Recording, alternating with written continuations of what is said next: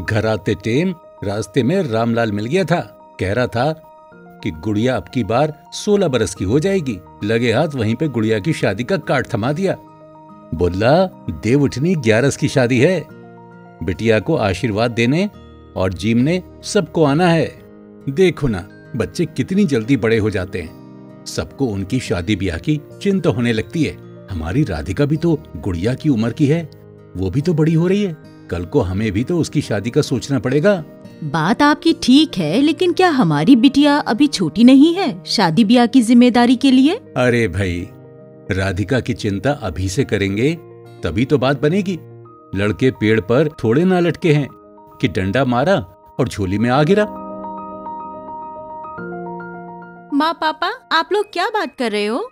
तेरे पापा और मैं तेरी शादी के बारे में बात कर रहे हैं। क्या आप लोग भी ना जब देखो शादी वादी की बातें करने लग जाते हो? मेरी उम्र ही क्या है अभी, मुझे तो अभी पढ़ना है बस। माँ आपको तो पता ही है ना, मुझे बड़े होकर कलेक्टर बनना है। अरे बिटिया, माँ बाप का घर बेटी के लिए पराया होता है। जितना जल्दी हो सके उसे विदा कर देना चाहिए। इस साल तू 16 की हो जाएगी, ऐसे में चिंता तो हमको होगी ही ना। तेरी सहेली गुड़िया की शादी भी पक्की हो गई, ऊपर से तेरी बड़ी बुआ जी, बाकी रिश्तेदार और समाज वाले सब पूछते हैं तेरी शादी के बारे में। जब तक मैं पढ़ लिख कर अपने पैरों पर खड़ी नहीं हो जाती, मुझे नहीं करनी कोई शादी वादी।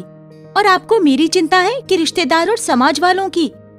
सबने गीता दीदी की शादी करने के लिए कितनी जल्दबाजी दिखाई, लेकिन उनकी पढ़ाई की जिद के आगे किसी की नहीं चली।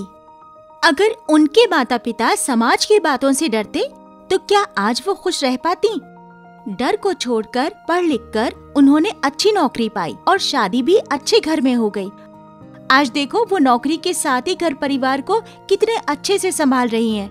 उनके बच्चे भी अच्छे स्कूल में पढ़ रहे हैं। एक बार सोचो, अगर 7 साल पहले उनकी शादी हो गई होती तो क्या होता? तेरी बात में भी दम है और हम भी चाहते हैं तू पूरी पढ़ाई करके कुछ बने, लेकिन समाज और बाकी लोगों की बात भी समझनी पड़ती है। बात मानना जरूरी है, लेकिन आंख मूंद कर नहीं कि जो वो कहे बस करते ही जाएं। विमला, अपनी लाडो बिटिया कितनी सयानी हो गई है। बात तो इसकी 16 आना सही है। और तो और महामारी के समय में मुझे भी ये बात समझ में आ गई है कि खुद के पैरों पर खड़ा होना कितना जरूरी है। भगवान न करे आगे कैसी परिस्थिति पैदा हो जाए। नहीं बेटा, तू ठीक कह रही है, पहले पढ़ लिख ले, शादी तो हो ही जाएगी। और राधिका के पापा, हमें ये बात चलकर गुड़िया के पापा को भी समझानी चाहिए। गुड़िया की शादी के लिए इतनी जल्दबाजी ना करें। हाँ बिल्कुल सही। और हमें भी अब रिश्तेदार और समाज के लोगों की फालतू बातों को छोड़ना होगा।